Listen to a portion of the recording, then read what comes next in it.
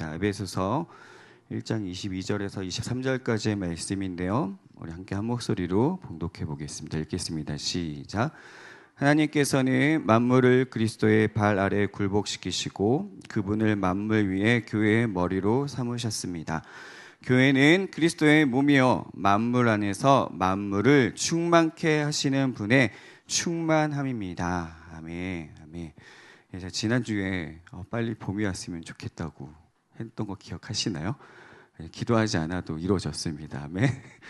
오늘 17도, 13도 뭐 이러더라고요. 일주일 만에 봄이 찾아왔어요. 물론 날이 흐려서 봄의 기운을 느낄 수 없지만 말이죠. 여러분 어떤 색깔을 좋아하시나요? 각자 좋아하는 컬러가 있으실 텐데요. 저는 그린을 좋아합니다. 녹색을 좋아하는데요. 네. 그래서 그린을 좋아하는 건 아니고요. 네.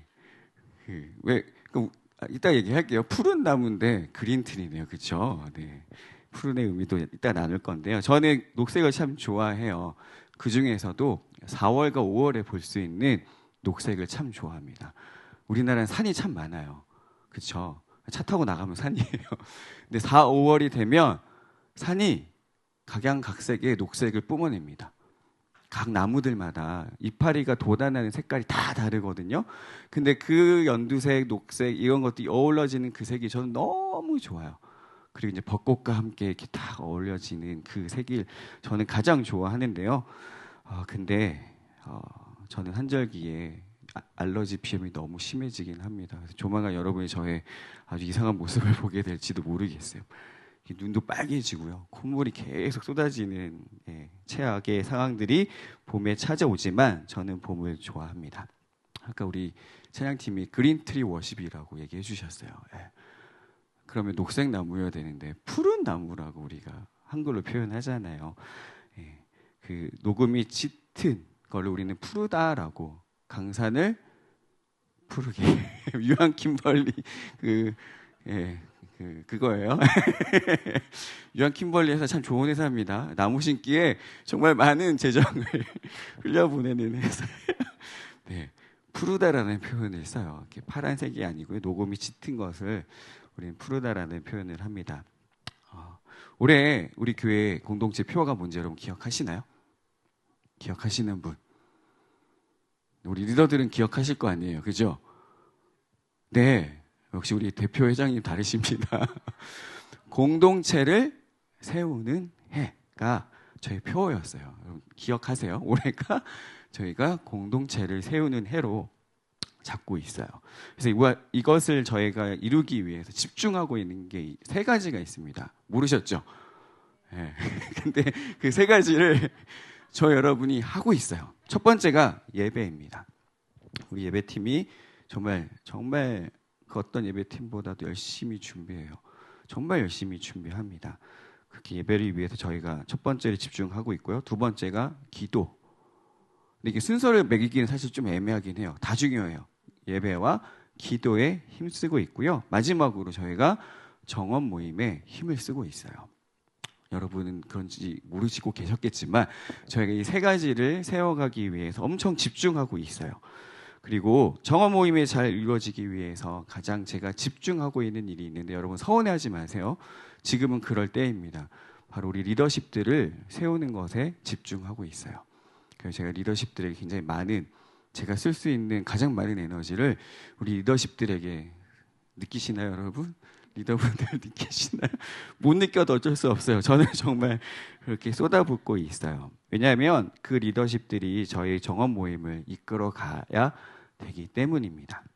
그래서 저희가 정원지기와 부정원지기 모임이 매주 월요일 날 있는데요.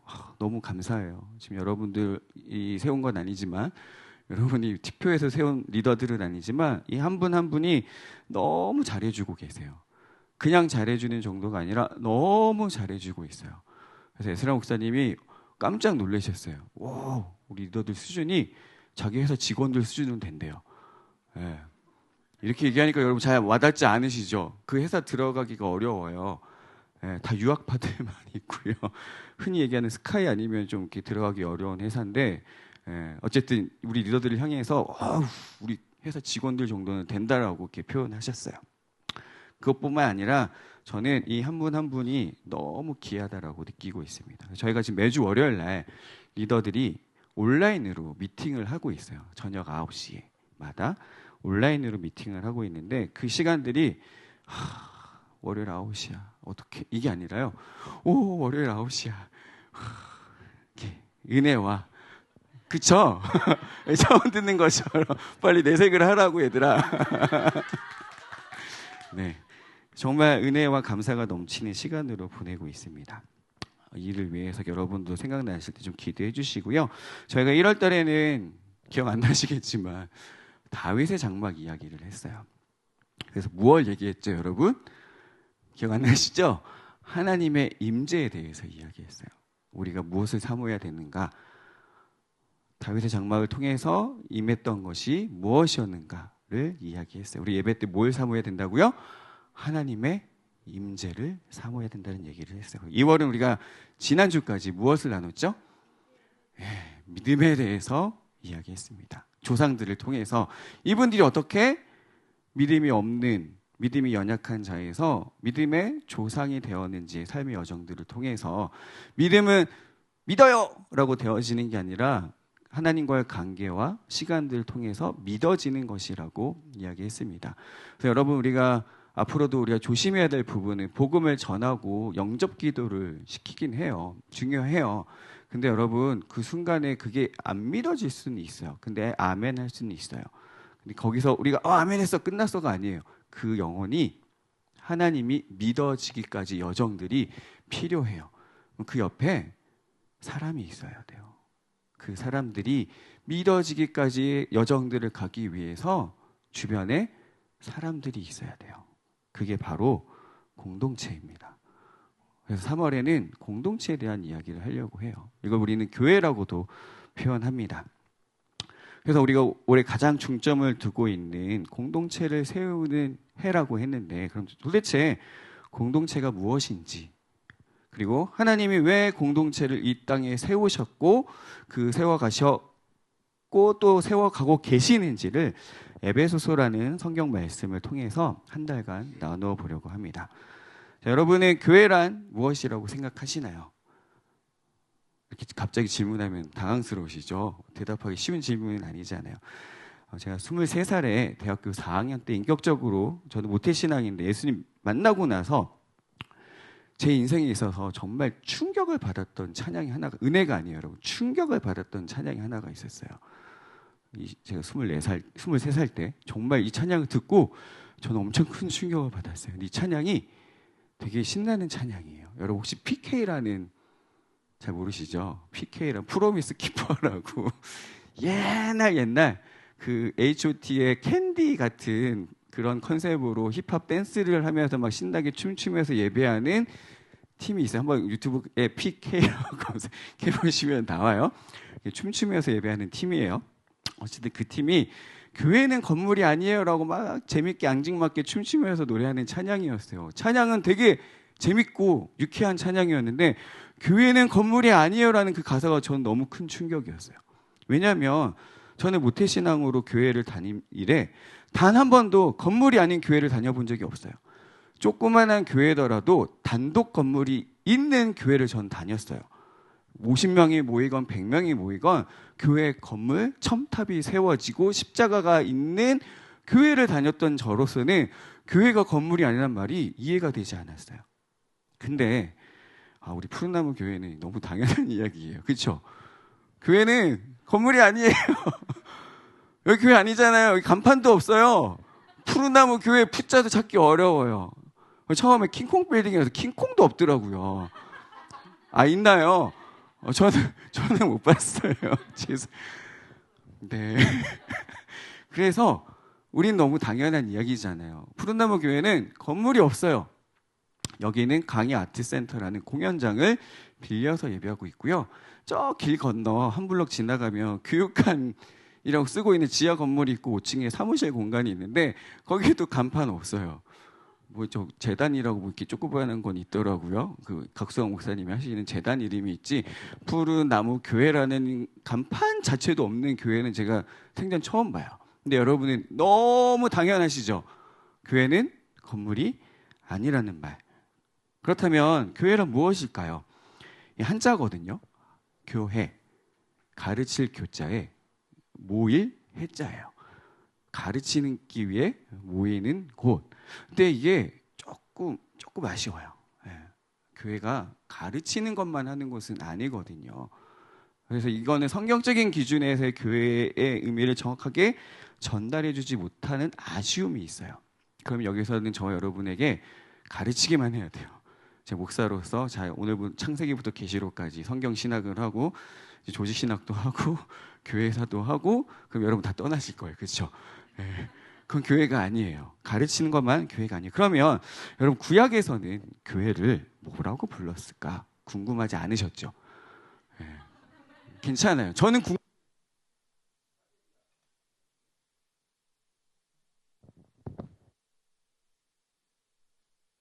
3번, 네, 감사합니다.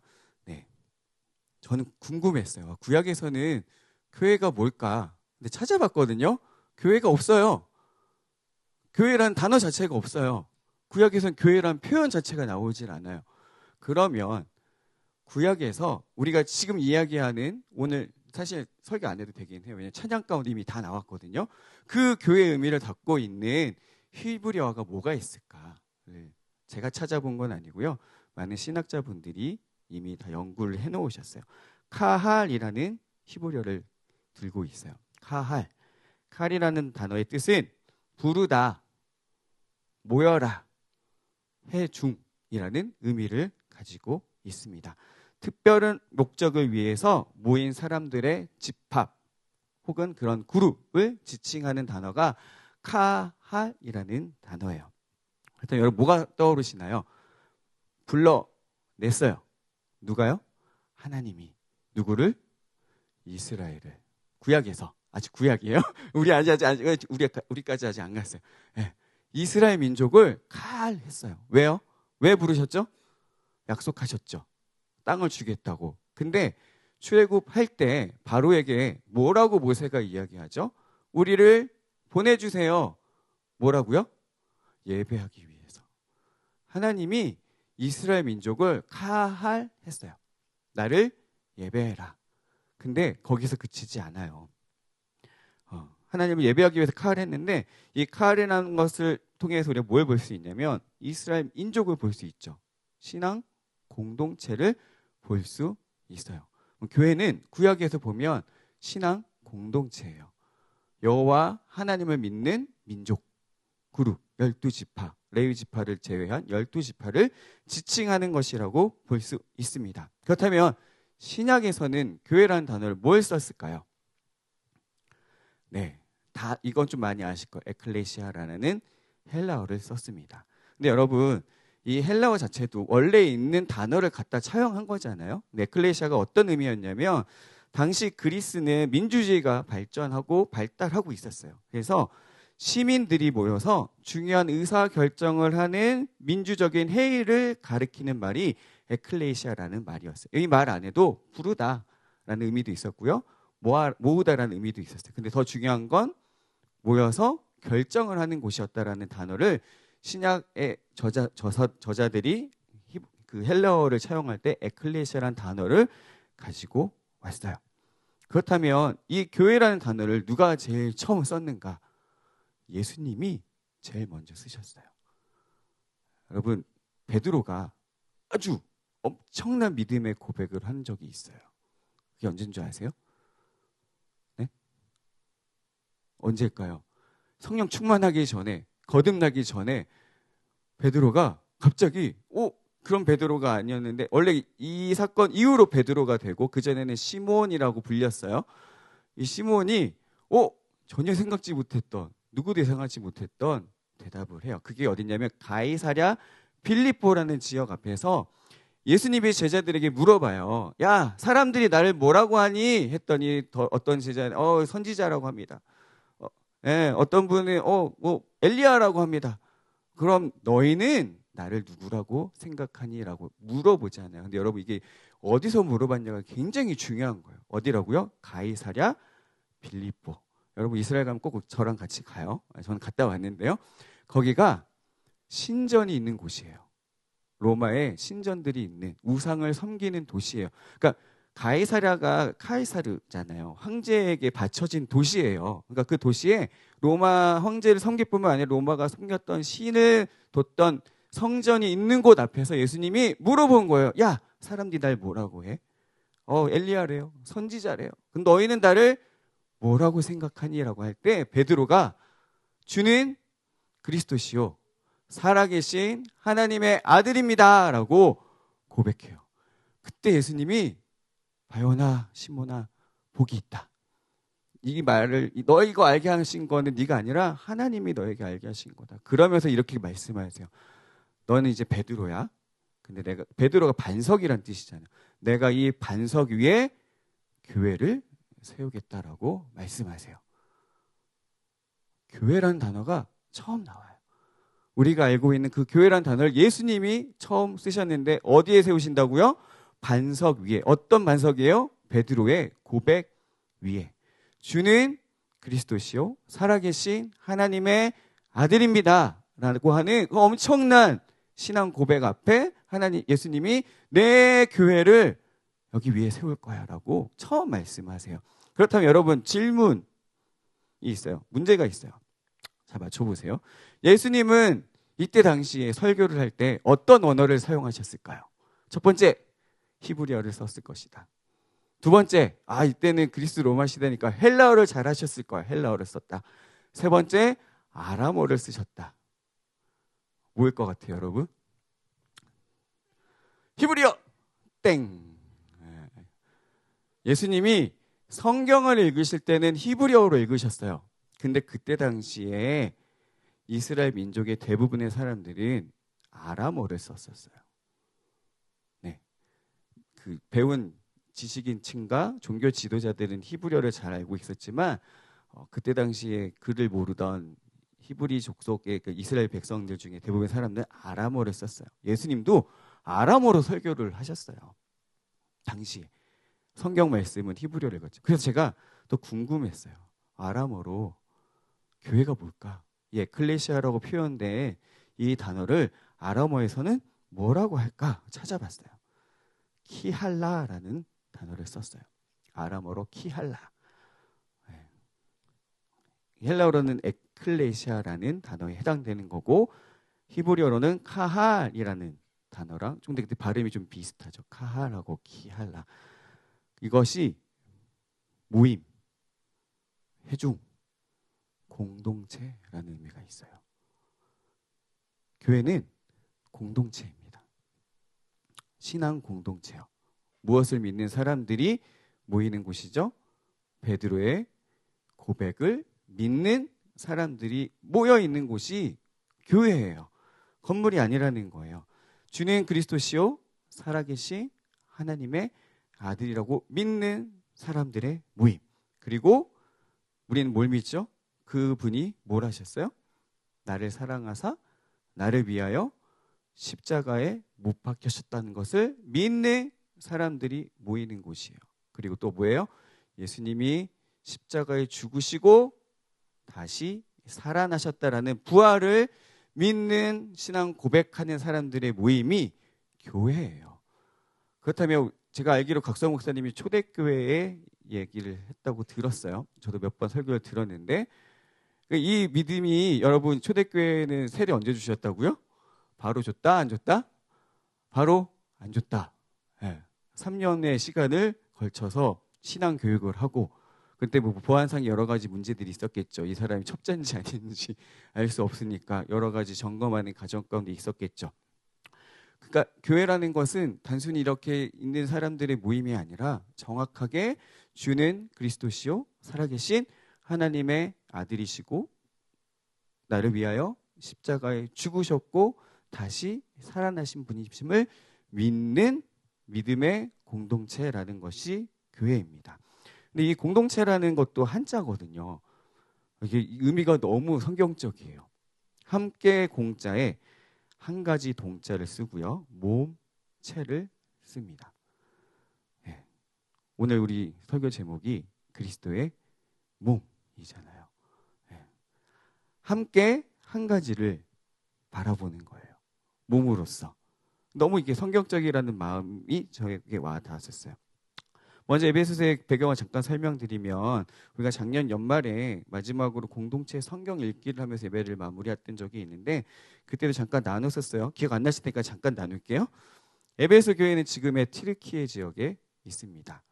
당시 에베소는 로마 제국에서 세 번째로 큰 도시였어요. 두 번째 아니고 세 번째. 첫 번째는 로마, 두 번째는 비잔틴이 있었던 그 동로마 제국의 수도가 있었던 비잔틴이고요. 세 번째가 이 에베소라는 도시였어요. 그러니까 당연히 돈이 겁나 많았다. 조금이 아니라 겁나 많았어요. 진짜 많았어요. 그래서 그 특별히 이제 이 지역이 우리 그 바울의 사도행전을 보면 나오지만 누굴 섬겨요? 아르테미스라는 여신을 섬기는데 그 신전의 크기가 무려 2,800평. 예. 제가 지금 지내고 있는 집이 27평이니까 제 집이 이렇게 100개를 이렇게 묻혀놓으니까 좀 상상이 되더라고요. 2,800평. 예. 땅 2,800평이도 되게 큰데요. 어쨌든 2,800평에 이르는 게 신전 크기예요. 예배당의 크기. 그리고 무려 지름이 2m인 기둥이 높이 18m짜리인 기둥이 무려 127개가 사용되어져서 지어졌던 아르테미스 신전이 있던 도시가 에베소서였어요. 그만큼 돈이 많았다.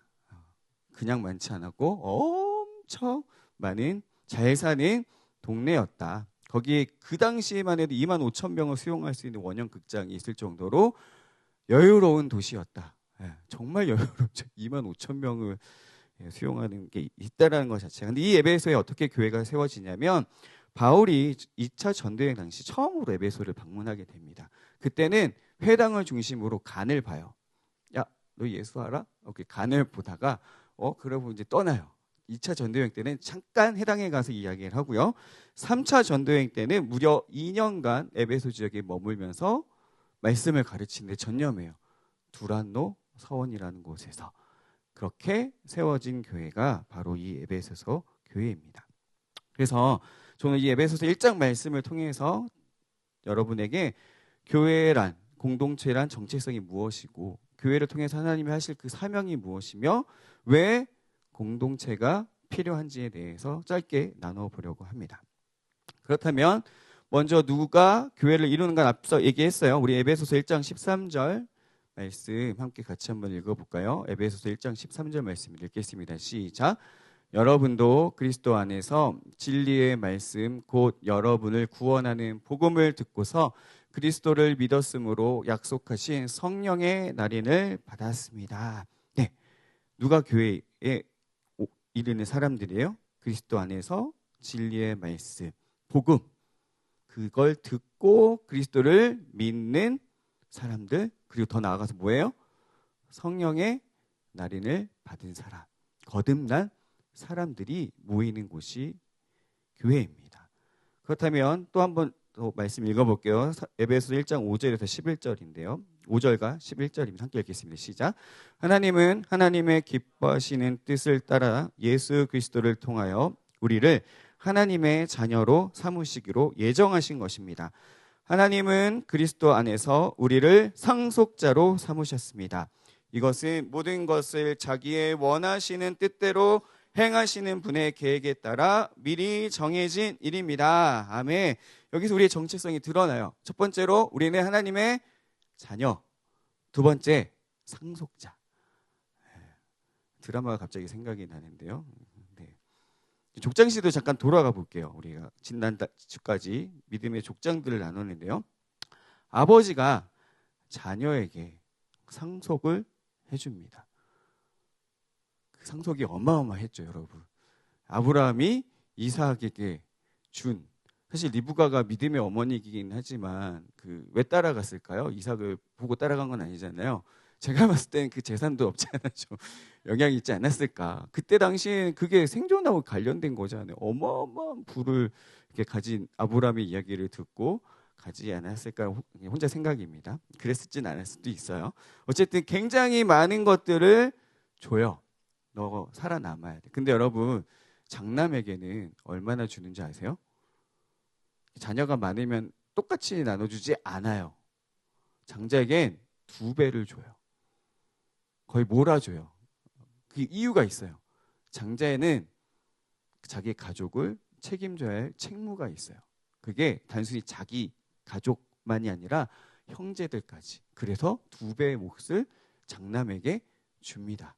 그래서 장자가 더 많은 축복을 받아요. 그래서 에서가 그렇게 열받은 거예요. 뺏겨가지고 2배의 축복을 뺏겼기 때문에 이게 단순한 2배 정도가 아니에요. 어마어마한 것들을 상속받게 돼요.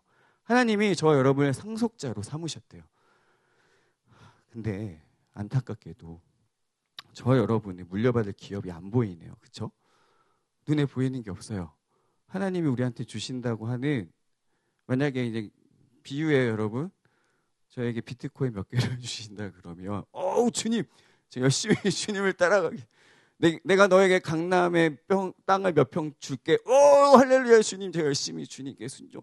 근데 그런 게 아니란 말이죠. 하나님이 저와 여러분을 상속자 삼으셨다는데, 아브라함이 했던 것처럼, 이삭이 했던 것처럼, 야곱이 자녀들에게 나눠줬던 것처럼 눈에 보이는 뭔가가 없어요. 근데 저 여러분이 상속자래요. 자녀까지는 조금 오케이, 하나님의 자녀, 할렐루야 감사합니다 주님 되는데, 상속자는 좀 와닿지 않는 거예요. 왜? 눈에 보이지 않고 만질 수 없고 느낄 수 없기 때문이죠. 에베소 1장 17절 19절 말씀인데요. 이게 에베소 교회 성도들을 향해서 바울이 기도하는 기도문이, 함께 한번 읽어볼게요. 함께 읽어봅시다. 17절부터 19절 시작. 우리 주 예수 그리스도의 하나님이신 영광의 아버지께서 지혜와 계시의 영을 여러분에게 주셔서 하나님을 알게 하시고 여러분의 마음의 눈을 밝혀주셔서 하나님의 부르심에 속한 소망이 무엇이며 성도들에게 베푸시는 하나님의 영광스러운 상속이 얼마나 풍성한지를 여러분이 알게 되기를 바랍니다. 또한 믿는 사람들이 우리에게 강한 힘으로 활동하시는 하나님의 능력이 얼마나 엄청나게 큰지를 여러분이 알기 바랍니다. 아멘. 아멘. 이런 일이 일어나기 위해서 필요한 전제 조건이 있어요. 뭘까요? 성령님이에요. 지혜와 계시의 영이신 성령님이 저 여러분 가운데 임해야 뭘 볼 수 있어요? 하나님을 첫 번째로 알 수 있어요. 하나님을 알려면 성령을 받아야 알 수 있어요. 그리고 또 뭐예요? 마음의 눈을 밝혀주셔야 하나님께 속한, 하나님이 나를 부르신 그 부르심에 속한 소망이 무엇인지 알 수 있어요. 그리고 또 아까 얘기했던 우리에게 베푸시는 하나님의 영광스러운 상속이 얼마나 풍성한지를 알 수 있대요. 그러니까 이게 여러분 눈에 보이는 게 아닌 거예요. 안타깝지만 강남 땅 아니고요. 비트코인이 아닌 거예요. 비트코인도 눈에 보이는 건 아니긴 마찬가지네요. 어쨌든 아닌 거예요. 우리가 내가 만질 수 있고 내가 느낄 수 있는 그게 아닌 거예요. 그걸 하려면 뭐가 해야 돼요? 마음의 눈이 밝혀져야 볼 수 있다는 거예요. 여러분 볼 수 있으신가요? 할렐루야. 저보다 훨씬 훌륭하시겠네요. 네, 이런 일이 있기 위해서 성령님을 통해서 우리 가운데 하나님이 일하실 수 있다라는 거예요. 근데 아직도 막연한 것 같아요. 글자로는 이해하겠어요. 오케이. 성령님이 지혜와 계시의 영을 부어주시면 하나님을 알 수 있다. 오케이. 더 나아가서 마음의 눈이 밝혀지면 볼 수 있다. 오케이. 근데 되게 막연해요. 그게 무슨 의미인지는 이해하지만 아직 잘 모르겠어요. 그래도 괜찮아요, 여러분. 아까 우리가 지난달에 나눴듯이 여정이에요. 뿅 하고 되는 게 좋은 게 아니에요. 여정이에요. 보여지게 될 겁니다. 느끼게 될 거고요. 알아갈 수 있게 될 겁니다. 저 여러분이 살아가면서 직접 경험하게 될 거예요. 이거는 하나님이 약속하신 것이기 때문에 분명히 이루세요. 근데 그럼에도 불구하고 우리 이 땅을 딛고 살아가는 존재이기 때문에 소망을 갖기가 쉽지 않아요. 절망밖에 보여지지 않고요. 우리 정말 어려운 세상에 살아가고 있어요. 근데 그런 세상에서 하나님이 저 여러분에게 소망을 갖게 하신다라는 거예요. 교회를 통해서 소망을 보게 하시겠다라는 거예요. 그러니까 저와 여러분을 통해서 하나님은 이 세상에서 하시고자 하는 일이 있다는 거예요. 오늘 오전에 설교 들으셨나요? 윤주장이 못 들으셨군요. 집에 가서 들으셔요? 우리 교수님이 오셔서 장신대 교수님이 오셔서 말씀을 전해주셨는데 하나님의 뜻에 대해서 말씀해 주셨어요. 궁금하시죠? 네. 들으면 실망하실걸요? 항상 기뻐하라. 쉬지 말고 기도하라. 범사에 감사하라. 이것이 그리스도 예수 안에서 너희를 향하신 하나님의 뜻이니라. 아멘. 그걸 저 여러분을 통해서 나타내시겠다는 거예요. 에베소서 1장 22절 오늘 말씀인 본문 말씀인데 23절 함께 한 목소리 읽어볼까요? 시작. 하나님께서는 만물을 그리스도의 발 아래 굴복시키시고 그분을 만물 위에 교회의 머리로 삼으셨습니다. 교회는 그리스도의 몸이요 만물 안에서 만물을 충만케 하시는 분의 충만함입니다. 여러분 이게 세 번역이라 조금 무슨 말인지는 알 것 같은데 여러분 개역개정 보면 진짜 무슨 말인지 모르겠어요. 진짜 무슨 말인지 저도 해석이 잘 안 될 정도로 쉽지 않은 말이거든요. 하나님은 그럼 이렇게 풀 수 있을 것 같아요. 이 말을 풀어보자면 하나님은 교회를 통해서 만물을 충만케 하기 원하시는 것 같아요. 근데 무엇으로 충만케 하기 원하세요? 23절에 보면 만물 안에서 만물을 충만케 하시는 분의 충만. 왠지 여러분 언어 영역이 필요합니다. 그렇죠? 네. 교회로 만물을 충만케 하기 원하시는데 그 충만이 교회래요. 해석이 어렵죠? 이제 잘 풀어드릴게요. 자, 우리가 멀티버스라는 개념을 이해하시면 절대 안 돼요. 그럼 더 복잡해져요. 네. 그 마블이나 DC에서 사용하는 멀티버스를 여러분 상상한 순간 끔찍해져요. 뭐 교회로만 충만한다 그러면 여기 정원이가 잔뜩 1정원, 2정원, 3정원 뭐 이렇게 있어야 되고 뭐 양화자매도 많아야 될 것 같은 그게 아니고요. 네. 여기서 만물은 말 그대로 모든 것을 의미해요. 영어로 all이라고 번역을 해놨어요. 모든 것. 눈으로 보이는 것, 보이지 않는 모든 것을 의미해요. 근데 여기가 교회로 충만해질 거래요. 교회로. 교회가 온 세상에 가득하길 원한대요. 그럼 이제 제가 아까 처음에 이해했던 모태신앙 때 이해했던 1차원적인 상황에서 이 말씀을 이해하면 세상이 교회 거물로만 가득 차요. 어우 주여. 네, 상상만 해도 끔찍하죠. 그게 아니라는 거예요. 여러분 이 세상이 보이지 않지만 공기로 가득 차 있죠. 가득 차 있어요. 그렇듯이 세상이 하나님은 하나님의 교회로 가득 차길 원하신다라고 말씀하고 있어요. 근데 교회의 머리가 누구라고 말씀하셨죠? 예수님이에요. 우리는 몸이에요. 그렇다면 이 세상이 뭐로 충만해지는 걸까요? 예수로 충만해지는 거예요. 예수님으로 온 세상이 충만해지는 거예요. 지저스 예수님 이게 아니라 그 멀티버스 기억 자꾸 저도 멀티버스가 막 떠올라가지고 힘들어요. 그게 아니라 예수님으로 가득 차는 거예요. 예수님의 생명과 예수님의 사랑과 예수님의 화평과 그 모든 예수님 자체만으로 그분의 그 아름다움으로 온 모든 것들이 가득 채워지기를 원하세요. 아니 그거 하시겠대요. 누굴 통해서요? 교회를 통해서요. 그리스도의 몸된 저와 여러분을 통해서 그거를 하시겠대요. 근데 여러분 그게 이루어진 것 같아요? 안 이루어진 것 같아요? 마음의 눈을 열어서 보십시오. 아직 못 보고 계신가요? 네. 예수님이 저와 여러분에게 보게 하셔요. 세상은 여전히 악이 팽배한 것 같아 보여요. 여전히 그 어둠이 덮고 있는 것처럼 우리의 눈을 들어보면 그렇게 보이지만 그렇지 않다라는 거예요. 그래서 교회가 희망이고 소망이라는 거예요.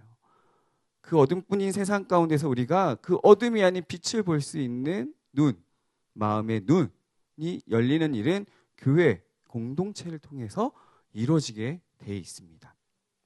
그래서 에베소서 1장 20절, 21절 함께 같이 읽어볼까요? 에베소 1장 20절, 21절입니다. 읽겠습니다. 시작. 하나님께서는 이 능력을 그리스도 안에 발휘하셔서 그분을 죽은 사람들 가운데서 살리시고 하늘에서 자기의 오른쪽에 앉히셔서 모든 정권과 권세와 능력과 주권 위에 그리고 이 세상뿐만 아니라 오는 세상에서 일컬을 모든 이름 위에 뛰어나게 하셨습니다. 여러분 이거는 완료예요. 할 거예요. will 아니에요. 미래형이 아니에요. 완료형이에요. 됐어요. 이미 done 했어요. 이미 이전에 이 에베소서가 쓰였을 그 세상뿐 아니라 앞으로 오는 지금 우리가 살고 있는 이 세상뿐 아니라 앞으로 올 세상에서도 예수님의 이름이 가장 뛰어난 이름으로 하나님의 능력으로 나타내셨다라는 거예요. 이 능력이 나타나는 곳이 공동체라는 거예요. 교회라는 거예요. 그렇다면 교회는 어떤 곳이어야 되나요? 사람으로 많은 게 다가 아니라요. 그 한 사람 한 사람을 통해서 하나님의 예수님의 그 이름의 권세와 능력이 나타나는 거예요. 드러나는 거예요. 표현되어지고 그걸 경험하고 우리가 그것들을 찬양하게 되는 것이 바로 교회라는 겁니다. 할렐루야.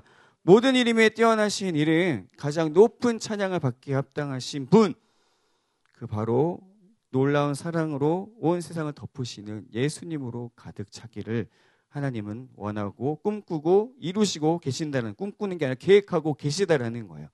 바로 교회는 그래서 먼저 저 여러분은 그분으로 충만해야 돼요. 여러분 이제 충만이란 단어가 우리 한국교회한테 되게 많이 오해를 일으켰어요. 잘못 사용되어지고 있는 부분들이 커요. 왜냐하면 영어로는 충만하다라는 게 FULL, 제가 F 발음이 잘 안 돼서 이렇게 발음을 FULL이 있고요. FILL이 있어요. 근데 우리는 FULL만 강조를 해요. 성령 충만 받을지어다 막 이렇게 한단 말이에요. 외적으로 막 쏟아 부어지는 성령 충만함만 생각해요. 그것도 있어요. 근데 더 중요한 거, 이 충만이라는 원어 안에는 채워지다라는 뜻이 있어요. 여러분 채워져야 돼요. 부어지는 것뿐만 아니라 우린 자꾸 부흥하며 어떤 엄청난 외적인 성령님의 강력한 기름 부음이 있기도 하지만 그 부흥이 지속되기 위해서는 안에서부터 채워지는 성령의 충만함이 있어야 돼요. 그 충만이 우리 안에 있어요. 뭐로요? 예수 그리스도로. 예수 그리스도로 우리가 충만해져야 돼요. 채워져야 돼요. 그래서 이게 어떻게 돼요? 흘러 넘쳐야 돼요. 에베소서 1장 10절 함께 한번 읽어볼까요? 에베소서 1장 10절이면 시작. 하나님의 계획은 때가 차면 하늘과 땅에 있는 모든 것을 그리스도 안에서 그분을 머리로 하여 통일시키는 것입니다. 아멘.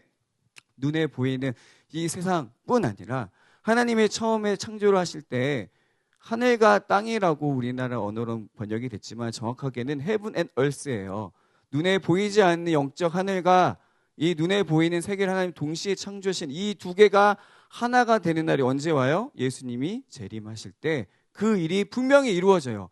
새 하늘과 새 땅이 완전한, 이게 뭐 그냥 크리에이션이라고 표현을 할까요? 이거 저도 뭐라고 표현할 수가 없어요. 신천지가 갖다 써버려가지고. 어쨌든 새 하늘과 새 땅이 이루어지는, 그게 예수님이 오시면 이루어지거든요. 그거를 눈에 보이는 세상뿐 아니라 보이지 않는 세계까지 통일시키시겠대요. 하나 되게 하시겠대요. 그 일이 교회를 통해서 이루어지게 하신다라는 거예요. 몸된, 예수님의 몸된 저와 여러분을 통해서 이 일을 하시겠다는 거예요. 근데 저 여러분 당장 내일 할렐루야 휴일이네요. 화요일 주여 출근해야 돼요. 주님, 목사님 개강이에요. 출근해야 돼요. 버거워요. 지금 뭐 다 됐고요. 저 정말 당장 내일도 모르겠어요. 저도 그래요. 당장 집에 가면 4명의 아이들이 기다리고 있고 독박 육아에 지친 저희 아내가 있어요. 주님 힘을 주시옵소서. 그래서 공동체가 필요한 거예요. 혼자서 못해요. 할 수 있을 것 같죠? 절대 못해요. 죄송하지만 저 여러분은 혼자서 절대 할 수 없어요. 그래서 기독교는 혼자서만 싸워가는, 돌을 쌓는 그런 종교가 아니에요. 우리가 계속 한 달간 나누겠지만 함께 지어져 가는 것이 교회예요. 그래서 여러분, 마음의 눈을 열 힘조차도 없을 때 옆에 있는 누군가가 치어업을 해주고 기도해 주는 것들이 필요한 거예요. 혼자서는 주님이 날 향한 그 부르심이 무엇인지 알기 힘들어요. 그 또한 부르심의 소망이 무엇인지도 맛보기도 어려워요. 거기다가 하나님의 크신 능력이 얼마나 큰지 경험하기도 쉽지 않아요. 물론 우리 믿음의 조상분들은 하나님이 하셨죠. 직접. 그러면서 믿음의 공동체를 만드는 가정 가운데 역사하셨지만 이미 하나님은 이 땅에 교회를 세우셨거든요. 그럼 저와 여러분에게는 하나님이 이 공동체를 통해서 하시겠다라고 말씀하고 있어요. 요즘 제 아내가 하는 말이 있어요. 당신 청년들만 보고 오면 하트 뿅뿅이다. 청년들만 보고 오면 이렇게 얼굴이 바뀌어가지고 오네. 집에서는 그렇게 힘들어하고 막 괴로워하고 이렇게 짜증난 얼굴로 있으면서 청년들하고만 있다 오면 그렇게 막 얼굴이 상기돼가지고 이제 제가 주중에 지금 한 형제를 1대1 제자 양육을 하고 있는데 거기에 갔다 오면 또 이제 제가 이렇게 얼굴이 바뀌어 있나 봐요. 그래서 저희 아내가 삐졌어요. 아니 이제 청년들만 성도냐? 이렇게. 나는 지금 막 힘들어 육아에 독방 육아에 찌들어가지고 있는데 말이죠. 그렇게 이야기해요. 그리고 월요일 리더들 온라인 미팅이 끝나도 제 얼굴이 바뀌어 있나 봐요. 들어가기 전까지 전쟁을 치릅니다. 사실 9시 미팅 하기 위해서 야 빨리 씻어 목욕 빨리 잘 준비해 이불 깔어 자 누워 하고 이제 9시 딱 돼서 이제 하면 이제 저희 셋째가 아빠 이제 찾아오는 일들이 있어요. 쉽지 않아요. 근데 그때 들어가기 전에는 그렇게 힘들어하다가 온라인 미팅만 끝나면 얼굴이 지금 상기돼가지고 저 안에 이제 빡치는 거예요. 이 사람이 가정한테는 충실하지 않고. 근데 여러분 복잡한 얘기는 아니었지만 이게 너무 중요한 거예요. 공동체가 그래서 너무 중요한 거예요. 함께 말씀을 나누고 읽고 나누고 기도하는 것이 얼마나 엄청난 일인지 경험하는 것이 너무 중요한데요. 저희 리더들이 그것들을 지금 경험하고 있어요. 샘내지 마세요. 여러분 정원도 그렇게 될 겁니다. 할렐루야. 너무너무 막 그 간증들이 넘쳐나기 시작했어요. 그런 가정들을 통해서 뭘 보게 되는지 아세요? 보이지 않는 것을 보게 돼요. 소망하게 돼요. 내 상황에 짓눌려 있을 때는 안 보여요. 아무것도 안 보이고 다 싫어요. 근데 이 사람들과 같이 이야기를 나누고 기도 제목들 듣고 기도를 하다 보니까 보이기 시작하는 거예요. 눈에 보이지 않는 것들이. 여러분 그래서 함께이기 때문에 이겨내는 나를 발견하게 돼요. 혼자서는 힘든데 같이 가다 보니까 되네? 할 수 있네? 기도할 수 있고 살아낼 수 있네가 되는 거예요. 그래서 저 여러분이 공동체로 부름을 받았어요. 공동체가 그래서 필요해요. 여러분 에베소서에 엄청난 표현이 있어요. 창세 전에. 이거는 절대 우리가 절대 이해할 수 없는 단어예요. 태초에란 단어도 우리가 이해할 수 있는 단어는 절대 아니에요. 우리 창세기 1장 1절에 나와 있으니까 그런 줄 아시죠? 절대 이해할 수 없는 단어예요. 여러분 태초라는 단어를 우리가 어떻게 이해할 수 있어요? 근데 그것도 전에 하나님이 그리스도 안에서 저 여러분을 택하셨대요. 와, 이건 말도 안 되는 표현이거든요. 여러분이 존재하기도 전에 하나님이 저 여러분을 택하셨대요. 그리스도 안에서. 이 신비가 우리에게 은혜로 바뀌는 놀라운 신비가 일어나는 곳이 공동체예요. 아주 놀라운 신비예요. 정말 놀라운 신비입니다. 저 여러분이 이 시간 이곳에 있는 것이 여러분이 원해서 이곳에 있는 걸까요? 그렇게 생각하는 분이 있다는 거 알아요. 근데 있고 싶다고 있을 수 있지 않아요. 윤희자매니 지난주에 또 이렇게 교통사고가 있었지만 그럼에도 불구하고 이곳에 있는 건 굉장히 엄청난 믿음의 발걸음이라고 저는 생각해요. 교회 가는데 교통사고가 나고 말이야. 이러면 하나님 이렇게 할 수 있잖아요. 근데 그럼에도 불구하고 저 여러분이 이 자리에 여기 앉아 있다라는 건 내가 원해서가 아니라 지금 저 여러분이 하나님의 시간 안에 있다라는 것을 의미해요. 분명히 하나님이 지금 이 시간 이곳에서 저 여러분의 삶 속에서 역사하고 계시다라는 겁니다. 이게 공동체 안에서 경험되어지는 거예요. 우리 리더들 안에서 기도 제목들 저희가 또 이제 중보기도 팀을 만들어서 기도를 하고 있는데요. 여러분 내 기도는 하기 힘들거든요. 사실 하나님 해주실 수 있으시면 해주시고 뭐 약간 이렇게 돼요. 목사라고 다르지 않아요. 주님 하실 수 있거든. 아니면 주님 그리 아니하실지라도 뭐 믿음이 있는 것처럼 예? 그렇게 하는데 다른 사람 기도는 아니에요. 주님 주십시오. 고쳐주세요. 주님 월요일 날 택배 우리 한별 형제님 회사에 뭐 그게 물류 창고에 뭐게 들어오는 게 있어요. 주님 월요일 날 들어오면 안 됩니다. 그 전에 들어오게 해주세요. 했더니 그 전에 들어오고 이런 간증들이 지금 우리 안에 막 있어요. 여러분 진짜 이게 별거 아닌 것 같지만 우리는 막 신나가지고 너무 즐거워요. 여러분 정원에 기도 제목 나눠주세요. 우리 지금 리더들의 기도가 장난이 아니에요. 하나님 막 이렇게는 안 들려주면 큰일 나겠네. 주님 우리 금식합시다.